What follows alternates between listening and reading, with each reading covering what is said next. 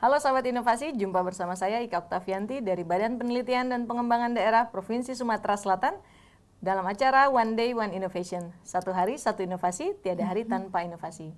Sahabat inovasi, saat ini inovasi menjadi sebuah keharusan. Dunia terus berubah sehingga kita harus lebih adaptif dan inovatif. Untuk menginspirasi, kami hadir dengan para inovator-inovator hebat dengan inovasi-inovasinya dalam acara One Day One Innovation. Telah hadir bersama kita di sini Ibu Rina Sopiana, SPMSI. Selamat datang Ibu di podcast kami. Gimana kabarnya? Alhamdulillah baik, sehat kita. Alhamdulillah sehat ya. Ibu Rina ini adalah salah satu ASN di pemerintah Provinsi Sumatera Selatan, yaitu dari Dinas Pertanian Tanaman Pangan dan Hortikultura. Hari ini kita akan membahas inovasinya Bu Rina yang berjudul Sertifikasi Beras Organik atau SEBOR. Nah, kita tanya dulu nih, kira-kira latar belakangnya seperti apa Bu, sampai ada inovasi tentang SEBOR ini, silakan. Baik, makasih Mbak Ika. Baik, kan kami jelaskan bahwa saat ini pertanian organik itu mutlak sudah untuk kita lakukan, mengingat produk-produk pertanian itu adalah produk yang kita konsumsi dalam bentuk segar, seperti itu.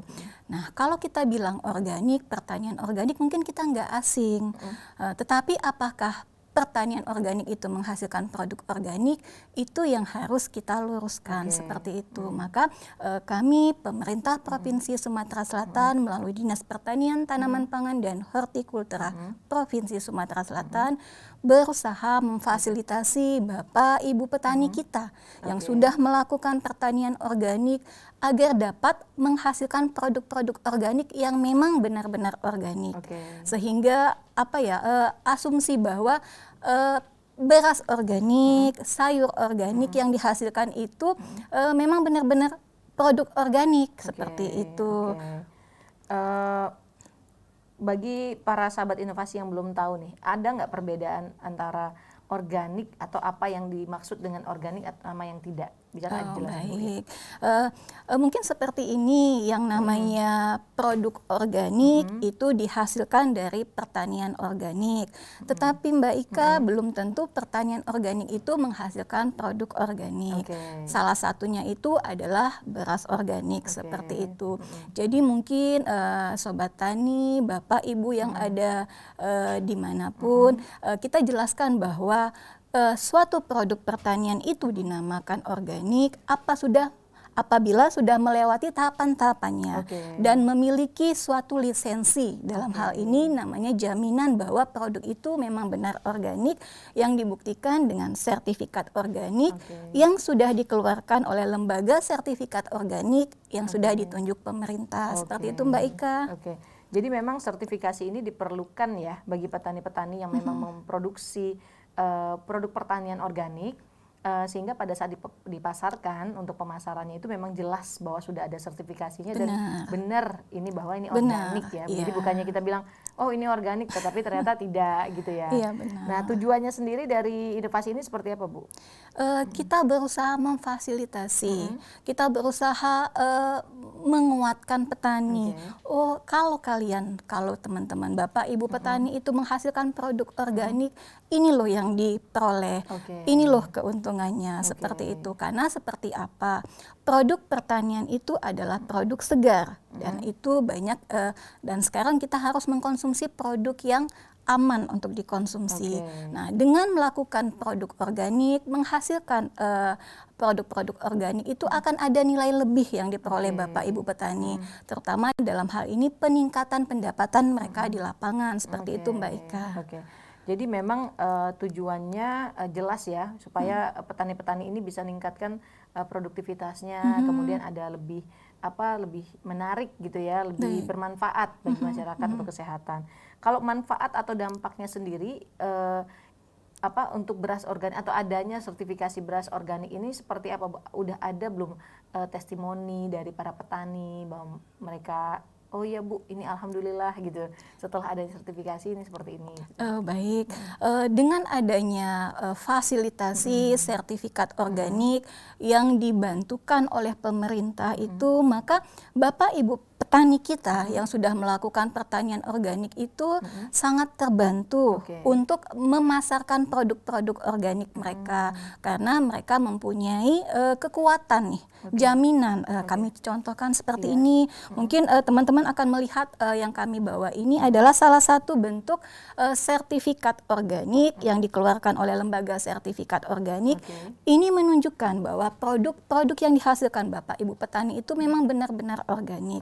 Nah, manfaatnya apa adalah pada saat Bapak Ibu petani kita menjual produknya itu di lapangan, di masyarakat akan mempunyai kelebihan dengan dinilai harga, Mbak. Jadi mungkin selama ini kalau produk-produk beras biasa, beras konvensional itu kita jual mungkin antara 10 sampai 12.000 per kilo. Bapak Ibu petani kita yang mempunyai produk-produk organik, dalam hal ini beras organik, mampu menjual dengan harga 25.000. Jadi 15, 17 sampai 25.000 rupiah per kilo. Jadi dengan adanya kenaikan peningkatan harga jual itu diharapkan akan ada peningkatan pada Bapak Ibu petani kita di lapangan seperti itu. Jadi manfaat atau dampaknya secara langsung ya Bu ya, yang tadinya 10 sampai 12.000 per kilo ini meningkat hampir 100% gitu ya. Benar. Dan juga zaman sekarang kan masyarakat udah cari yang sehat-sehat ya Bu ya. Kalau organik itu berarti tidak ada mengandung bahan kimia sehingga lebih sehat dan udah mulai dicari gitu. Sementara ini udah berapa banyak beras organik yang ada di Sumsel ya yang udah tersertifikasi? Baik.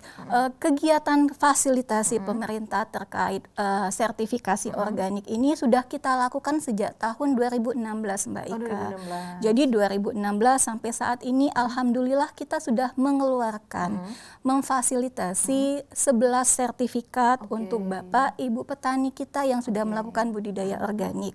Jadi kalau di Sumsel ini ada 3 kabupaten kota yang sudah menerapkan pertanian organik, yaitu di Musirawas, kemudian di Oku Timur, dan di Kabupaten Lahat. Jadi mungkin kami menyambung tadi kata Mbak Ika, organik ya. Organik itu tanpa menggunakan pestisida, tanpa menggunakan pupuk kimia dan bahan-bahan kimia lainnya, seperti jadi itu. Sehat ya. Benar. Dan mungkin untuk saat ini, terutama pada saat pandemi Corona, pandemi COVID, mungkin terjadi tingkat pendapatan lebih menurun ya? Terutama di kalangan masyarakat pedesaan. Pertanian organik mungkin menjadi salah satu solusinya. Hambatannya sendiri seperti apa Bu? Hambatannya? Ya, kalau kita bilang hambatan pastilah ada di masyarakat, terutama dalam bentuk pemasaran.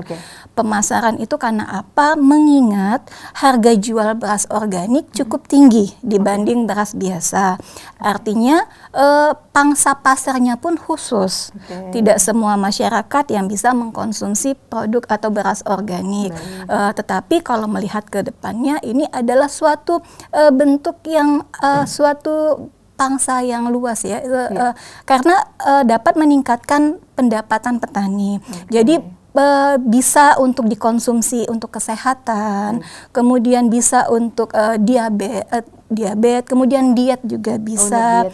Dan ini kalau di luar negeri itu menjadi bahan pangan yang dicari, karena mungkin unggulan ya. Benar, karena mungkin tingkat kesadaran, kemudian tingkat keinginan oleh masyarakat untuk hidup sehat itu seperti itu.